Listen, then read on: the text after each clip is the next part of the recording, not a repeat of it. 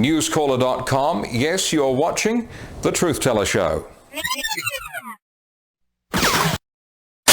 go ahead and jump into it. Civic B, a couple of days ago, reported some information regarding the Pylon business signs that might be popping up to the east and west of the 15 freeway. That's right. Al Vogler asked 9 questions during the city council meeting, which I thought was pretty legit. They were legit. Yeah, they were very legit. Now, just for clarification, will the city be using taxpayer funds to build these pylon signs? Absolutely not. You're not. Okay. Another question. Who's going to have the ability to get placed on these signs? Do you know who's going to be regulating that? I mean, which business, how are businesses going to, basically want to get on these signs? Do you know? Yeah, ultimately the way it works is the signs will be built by a developer who owns the land and wants to put in $500,000-$600,000 to put a sign in, and they are expensive signs. That developer will typically be tied to some type of a development, like let's say Target or Walmart or Kmart or Home Depot or whatnot, and they will own those signs and have the ability to put what they would like on those signs for the benefit of their businesses.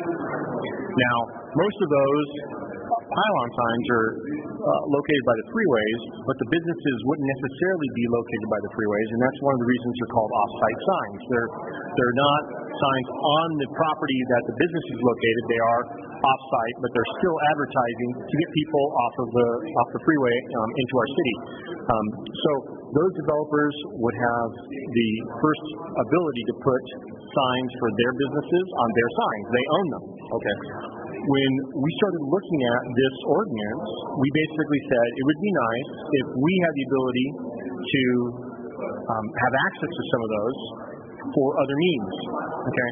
And one of the things we were trying to do is control, for instance, that we didn't want, let's say, a car dealer for a nearby city to be put on one of our signs, because that could potentially be detrimental to one of our city businesses. Okay. And the other thing, if I might add, is on some of these signs, especially if they're electronic signs, we wanted to have the ability to put in emergency type announcement. So if there was an emergency in the city and we wanted to tell people who were coming off the freeway about those, that we would like to have that ability, and we were able to put that into the ordinance. Okay, that's interesting, because I looked at the schematics, or just kind of like the brief sketch as to the renditions. I didn't see a spot for that. I pretty much just saw, I think one of the photos to the right had like a picture of, like some landscaping. Is that where the LED signage would go? The renditions that you saw were just representative. They aren't actual versions that we're going to be doing in the future.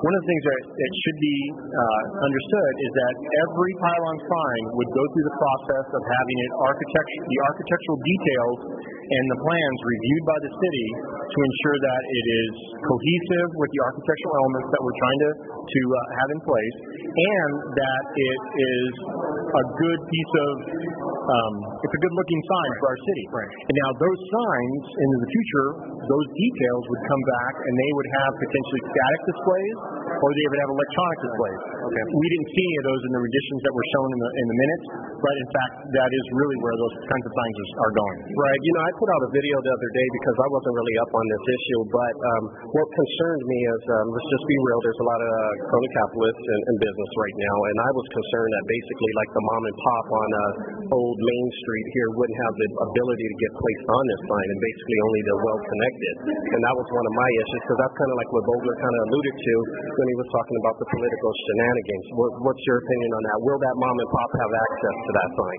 Well, like any other piece of advertising, they would have to rent that sign. Okay? If they can afford to rent that sign, just like a regular billboard or any other signage, then they could have the ability to be on that. But remember, that sign is private property. Right. Okay? If that sign and that developer wants to make business through selling advertising, they can, but it's their private property. Right. They don't necessarily have to.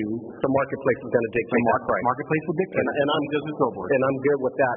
No, mine. Just for clarification, how much do you think that sign's going to run?